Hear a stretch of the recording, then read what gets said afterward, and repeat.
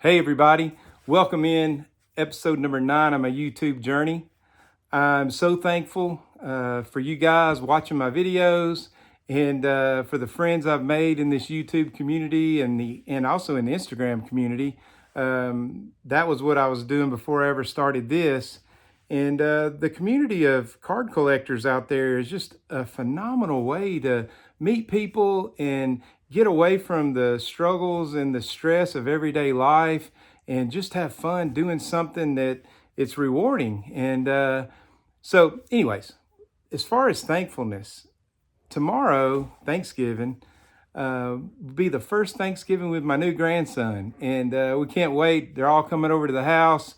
My wife right now is downstairs making a sweet potato casserole and a bunch of other dishes. That's her love language. She loves to cook for everybody. And we have our whole extended family over here for Thanksgiving. We'll watch some football and I'm sure a few people might want to look at the cards. So we'll get the cards out and look at them.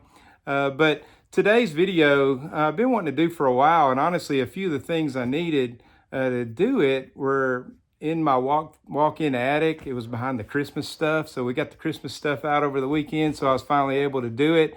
But it was prompted by something that Greg Miller talked about on his Midlife Cards YouTube channel, and kind of prompted me, and I've been thinking about it anyways, but it really prompted me. And he talked about, why do we collect? What's behind collecting? And everybody has their own why. But mine is, I'd gotten away from card collecting once I started raising a family and starting a business and starting a marriage and just kind of got away from the card side of things. And I kept all my cards. In fact, what I'm about to show you is pretty phenomenal, but it's my childhood card collection. So sure, a lot of people have their childhood card collection, and I'm sure a lot of people have them just the way I do, but they're in the original boxes and everything that they were. They're still organized like I did when I was 12, 14 years old. And it's pretty cool to look at. It's kind of like opening up a time capsule and going back in time. So my why has to do with that. As I got the bug a couple of years ago and got back into the hobby, I found that just going and looking at my cards or watching a YouTube episode or doing a new Instagram post got me away from the everyday life. And just kind of, it was a release. And so that's what I started doing, and it's been awesome. But when I'm with my cards, I'm back in that. I'm not saying I'm a 12-year-old, but I am carefree like a 12-year-old.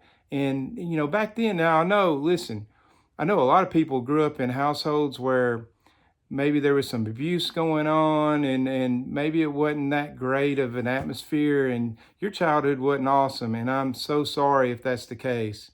But mine was pretty. It was the all-American. Now, was it perfect? Absolutely not. But the card part of it was just as innocent as could be. So, it just kind of takes me back. And so you combine nostalgia, great memories, and a love for baseball and a love for baseball history, and you mix it all up in a bowl, and what you come out with is something that's enjoyable, and that's the card community, and it's collecting, and it's doing all the things around that, and going to shows and things like that. So what we're going to do is kind of talk about my background and what I did with the cards. So when I was about 12 years old, or 10, well, I was probably 12-ish. My mom, I played Little League baseball like a lot of guys and girls playing softball. And she would just drop me and my brother. We'd have our game, and then after our game, we'd be, Mom, Dad, please let us just stay here. Let us hang out with our friends. And they did. It was back in those days, you didn't worry about as much stuff as you do nowadays. But we'd stay at the park all day long on Saturday. And we'd be with all my buddies and my brother's buddies, and it was the best time. And so one of the things we do, we'd play a game we called cup ball. So you get a old paper plate, or you'd get the cardboard round piece from underneath a pizza, and you'd make bases, and there was this little embankment, and we would make that the outfield fence, and you'd get one of those wax Pepsi cups, and you'd wad it up, and then you put another one on top of that. So it'd be about 2 cups thick. And you basically played wiffle ball, but you play with your hand. So what we figured out, you could take one of those Pepsi cups and knock the end out of it and slide it down on your hand like that, flatten it out. And then you could whack that ball with that, because it was hard and it had the little sharp corners on it, but you could whack it with your hand. And basically you're using your hand as a bat. And the way we played, if it went up over that embankment, it was a home run. And so you'd run the bases and pegs were allowed. You could peg somebody and they were out just like you would in kickball or wiffle ball. But man, if you got pegged in the face, that'd hurt really bad. But we would do that all day long. And so we had so much fun. But one time, just jumping back into my memory bank a little bit, me and my cousin were there, and they had this rule there that if you returned a foul ball, you got a free fountain drink, and the fountain drink was 50 cents. And so, you know, you go get a ball if you're thirsty, and you turn in to concession stand, and one of the parents is in there volunteering, and you give it to them, and they'd ask you what kind of Coke you wanted, and you know, if you're really wild that day, you'd ask for a suicide, and they'd mix all the flavors together, and you were like, man, this is awesome. So we drink the Coke. Well, I think it was my cousin that came up with a great idea. He said, you know what, Tony? Cokes are 50 cents, but you know what else is 50 cents? A pack of baseball cards. So, man, he went and got a ball, or I got a ball, I don't remember. We took it to the concession stand, go up to the counter and hand it to the lady. And she said, okay, and you want a Coke? What kind you want? He said, well, you know, instead of a Coke, can I just get a pack of baseball cards at the same price? And she didn't know any better. So she said, sure. Handing him a pack of baseball cards. Well, buddy, after that, the gauntlet was on. We were chasing down foul balls like we had our pants on fire. I think we came home that night. We both probably had a wax box each. I mean, a stack of cards. And after that, we show up the next game or whatever, and there's a sign on the door. It said foul balls for... Cokes for foul balls only, no candy, no baseball cards. So apparently whoever ran the concession stand came in there, and we weren't being like, we weren't trying. We honestly thought, what's the difference, right? Well, now that I'm older, I kind of know what the difference is between a fountain drink and some baseball cards. So that was one little story about those days. So just to kind of put in context who I was and being a kid and all that, and running around, riding our bikes. And so another way I collected, my brother and I would go to, and he's 2 years younger than me, we'd go to the grocery store with my mom, and there'd be these, I bought this right here just to show y'all off eBay. There'd be these wax, not wax packs, but they're the rack packs with the, and you go up there and you try to look at the front and the back and find the one with, you already knew there was a couple stars in it, and she would only allow us to get one.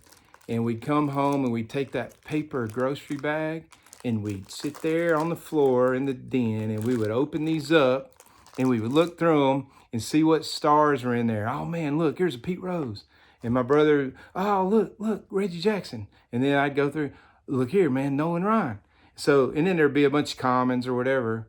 And then we'd put them in the bag and close the bag up. And this wasn't good for the old grade, but we'd shake the bag up like you would if you're drawing a name out of a hat and get them all shook up good.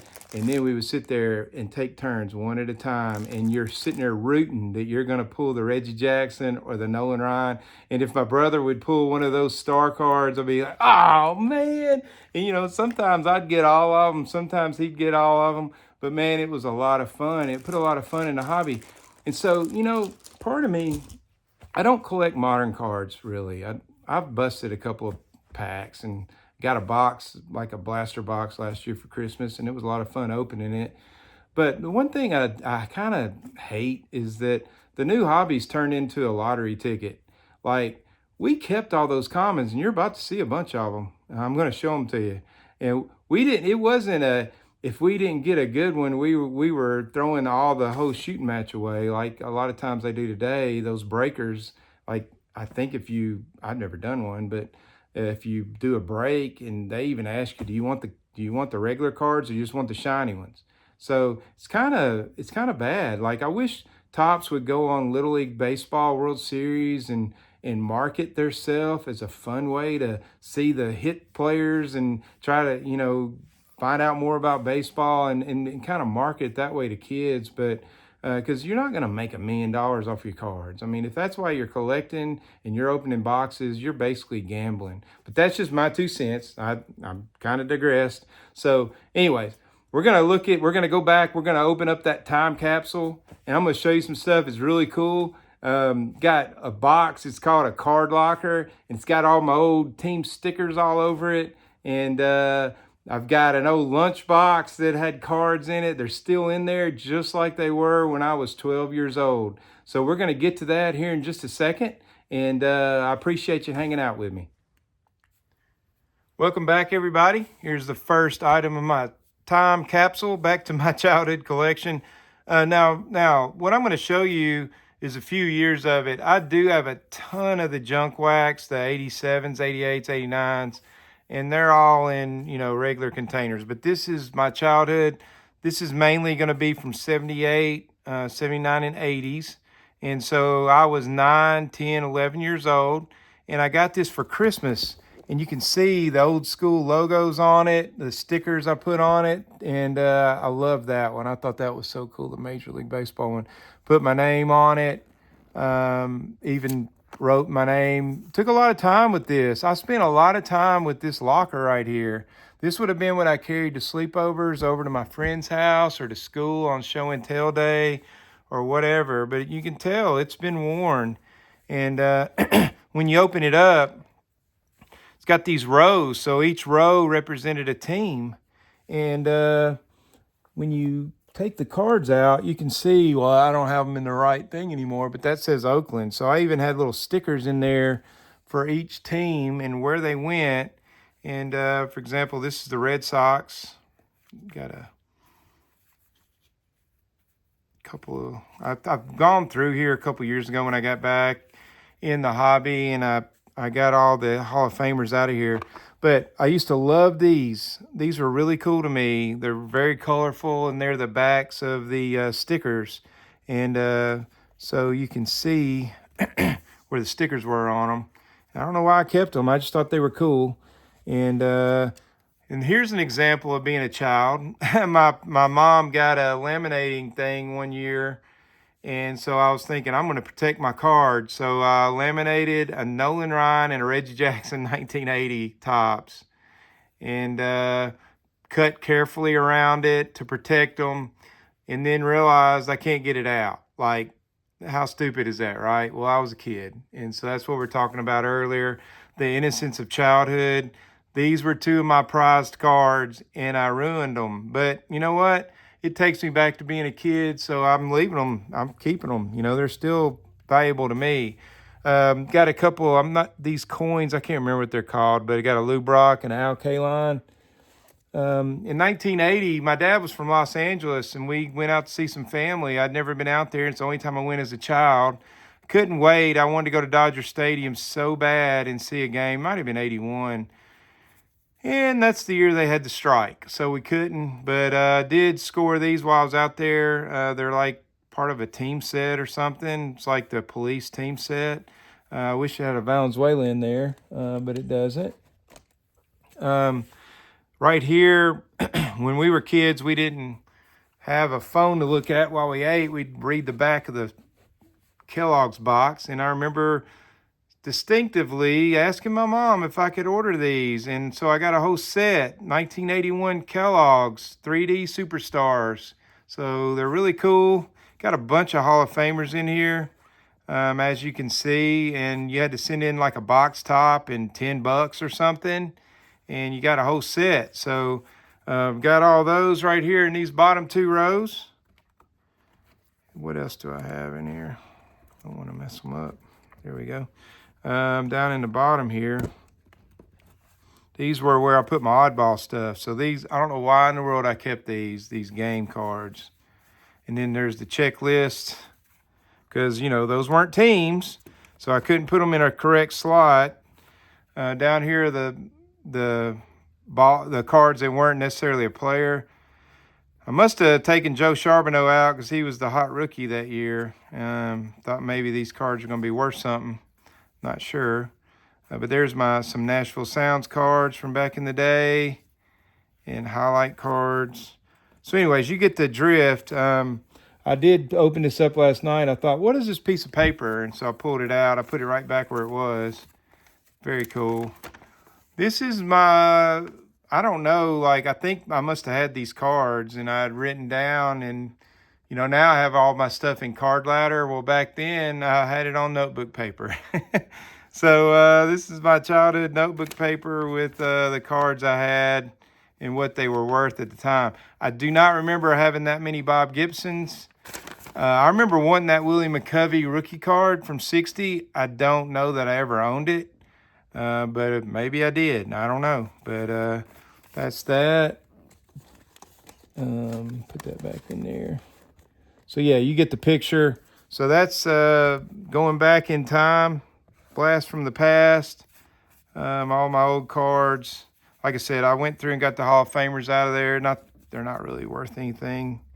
There's some still in here. I know. I can see Malta right there.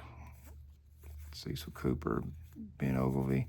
So yeah, I played with these things. They weren't cards that I thought about, man, these are going to be worth $1 million one day. These were my toys, and I like to organize them just like I do today with my cards. So again, what I was talking about was it takes you back to a more innocent time, and that's part of it. The next thing is my football card collection. I still have it, and the reason I have it, it's still in my childhood lunchbox. That's right, just like it was in 1980. And there's my Evel Knievel elementary school lunchbox. Check out the panels on this sucker.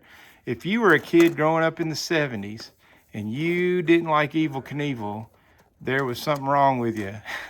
He was the baddest to the bone guy. When you rode your bike, you were Evel Knievel. We used to jump ramps, had so many bike wrecks because of Evel Knievel. But yeah, here's my football cards. Now I did go through a while back, and I got all the really top ones. There was a Earl Campbell rookie card in here, but Dan Fouts, Roger Staubach, and all those guys. But I also have the 1980 basketball cards.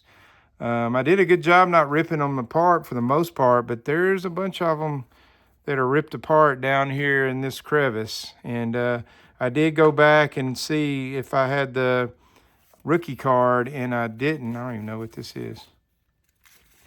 Well, there you go. There's a Bullets team picture. And these are all football cards. I think there's a few basketball cards mixed in.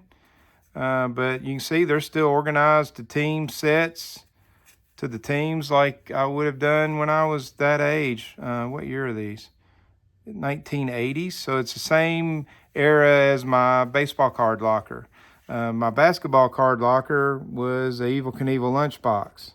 So that's that. And these cards here, I mean, as you can see, there's a Kareem. There's another Kareem. Reggie Theus, Phil Ford. So going back in time again, I think I have some basketball in here as well. Regular basketball, I'm not sure. But there's nothing of any value in here. But other than memories, and that's valuable. And so, it ain't all about what's worth a ton of money. I mean, maybe one day my kids will like having this. So that's my football cards. The next one is this box, and it's ugly. And I made this box when I was like 12 years old in my dad's wood shop. My grandfather was there, and I grabbed some old pine out of the scrap bin, and I made a box. And I wanted to make a box for my baseball cards, and my grandfather saw me doing it, and noticed I was in a big hurry and it wasn't lining up and it was kind of crappy looking. And he said, "What are you doing?" And I called him Grandpa. I said, "Grandpa, I'm making me a card for my box for my baseball cards." And Grandpa said, "Tony, why are you doing it so crappy?" Because I was bending over my nails and everything. And he said, "Don't ever do that. If it's worth making, it's worth making right, or don't make it at all." And I've always remembered that lesson from my grandfather. In fact, today I own a company that we build custom cabinets, and I have 60-something employees, and we have built cabinets. Right now, we're doing a cabinet job for Luke Bryan, the country music star. And so we do high-end homes and all this, but this is where it started right here. I built a box for my baseball cards, and it's a crappy box, but it's my box. And here's some goodies. Got a World Series tickets from Atlanta from 1995 and 1992. I did not go to the 95 one. My dad and my brother went to that. They could only get 2 tickets, and I didn't get to go, but they gave me my dad gave me his ticket. I did go to the one where the Braves won it in 92, and or was that 95? I can't remember. But I was there when the Braves won it. This was Game 6, and saw it firsthand. It was awesome, and I'll never forget being there. It's the only World Series I've ever been to. This right here is me meeting Mickey Mantle. That's me in the blue jacket, the windbreaker. That's one of my friends, Steven, my best friend growing up, David, and my cousin, Steven. And there's the Mick right there, sitting behind a folding table in a suit and tie with no security at a grand opening of a store in Nashville, Tennessee. And I am holding a 1959 Topps Mickey Mantle he just signed along with the baseball. And that's him putting his famous signature there. I felt like I was standing in front of a baseball god at that moment. And my buddy Tim Kaler, who I'm still best friends with, we went to the National this year. His dad, Bugsy, took that picture of us. So that's that. That's Bob Gibson. He was on the card circuit. I think I was in college. It's me in my Michael Jordan t-shirt making some kind of weird face. Not really sure what I'm doing there. But Mr. Gibson was so nice and invited me back there to take a picture with him.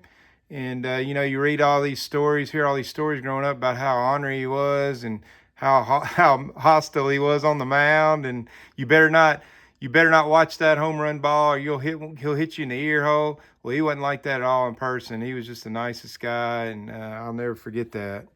My cousin, which I think there's a card in here of his, he played in the minor leagues for the Minnesota Twins. There he is. For the Minnesota Twins. First, he was with the Angels, and he was being groomed to take the starting catching spot, but he tore his arm up while he was playing in Edmonton for the Edmonton Trappers. But this is my cousin, Steve Little, and he's my first cousin. He's 10 years older than me. He's like a big brother to me. But anyways, he ended up being on the staff with Ron Gardenhire in Minnesota. He met Ron in the minors. And while he was there, when he was playing minor league ball, Warren Spahn was his pitching coach one year, and he got this for me. So I took a lot of care and as a kid and put this paper behind it and tried to tape it up where it was nice and neat and wasn't going to get messed up. I took a lot of pride in that. This is me meeting Oral Hershiser. So he came to a grand opening of a store in Nashville. That's me in college. I'm wearing my Belmont University baseball letterman jacket, shaking his hand. He signed that poster in a Sportsman of the Year Sports Illustrated for me that day. My buddy Tim Kaler, again, he would get all these autographs and everything, and he got this sent to him from the Don Mattingly fan club. So that's that. I met Tina Turner in the airport when I was a junior in high school.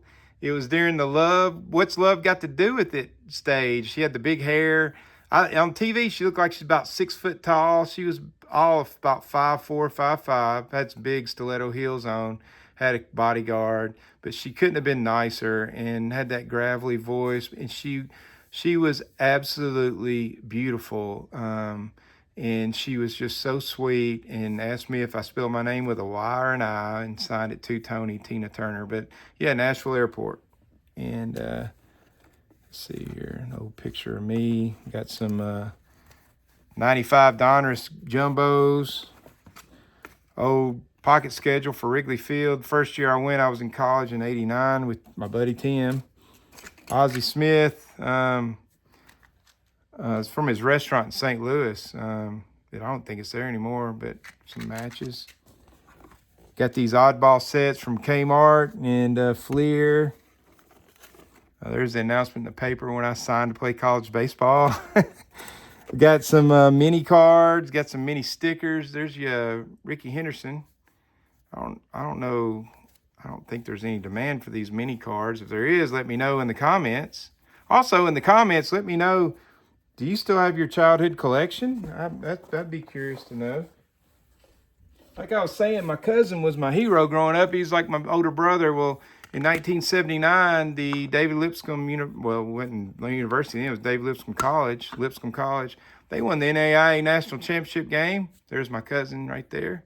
And I can still tell you the starting lineup from the 1979 Lipscomb University or Lipscomb College Bisons baseball. That was my dream to go there. They did not recruit me, so I went to the crosstown rival and I played at Belmont and wanted to beat them every time I played them. The irony is, my daughter ended up playing softball at Lipscomb University, and so I was over there quite a bit and had a lot of Lipscomb gear.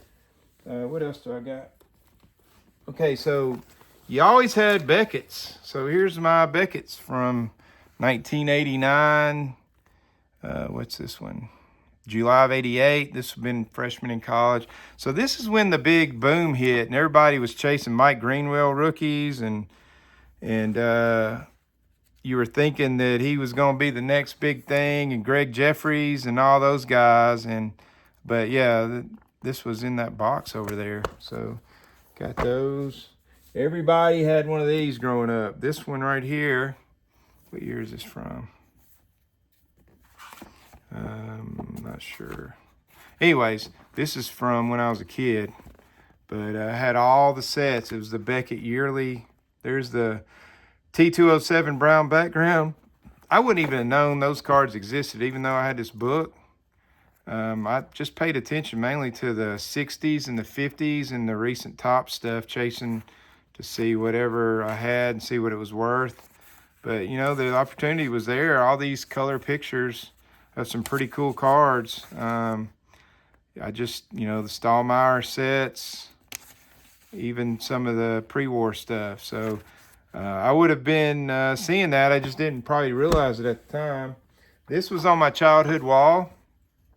The night after Mickey came to that store, Herschel Walker did. And that's him and his New Jersey Generals. That's who he played for at the time. And he signed this to me. And you can see the staple holes where it was stapled on my wall. And he was godlike in the South at the time. And when I was growing up, my parents let me subscribe to the Sporting News. And so he signed this to me too. Best of luck, Herschel Walker, number 34. And it's got the thing on there where we subscribed. I could not wait every morning, weekly, to go out and get that Sporting News and read it cover to cover when I was a kid. This was on my wall as well. You can see the staple holes. It's a Nashville Sounds cover. I don't know why it is not on the whole program, but it's not. But that's Dave Winfield. This was 81. The Yankees were barnstorming back after spring training, and the Sounds at the time were a Yankees farm system. And Dave Winfield had just signed. He was the highest priced free agent in history, I think. And I was able to be down there at the rail. I was, how would I have been in 81? I would have been 11 years old. And I was standing there with the program. And he came up there and he was talking to a man. And I was able to get his autograph. I took this to school the next day and showed everybody. Got the Scotch tape residue and everything. But yeah, that's Winfield. You can see where I stapled it to the wall as well. And then the last thing is this right here. This is kind of weird. I don't know where I got this, but it was 88 baseball cards, top, Donruss, Fleer, and Score. And it just kind of went through here. And it was alphabetical order. You could look them up, see what their stats were in 87 and what their lifetime stats were. So it was kind of like a baseball card in book form. So that's it. I hope you enjoyed that. I'm going to get back here on the other side with you and kind of close out the video. Thanks so much for hanging out with me. I hope you enjoyed looking at all my old stuff. If you collected that way and you still have your stuff, Comment and tell me what you have. Tell me if you had a card locker like that. Tell me if you still have your old school lunchbox. Tell me if it was as cool as my Evil Knievel one, because I doubt it was. I'm just joking. So I appreciate you watching, and I appreciate all the support. And I'm, again, on the eve of Thanksgiving, I am so thankful for all you guys, and I'm so thankful for this wonderful hobby that we all have to escape for a little while, jump back into our childhoods, and have a good time. Thank you.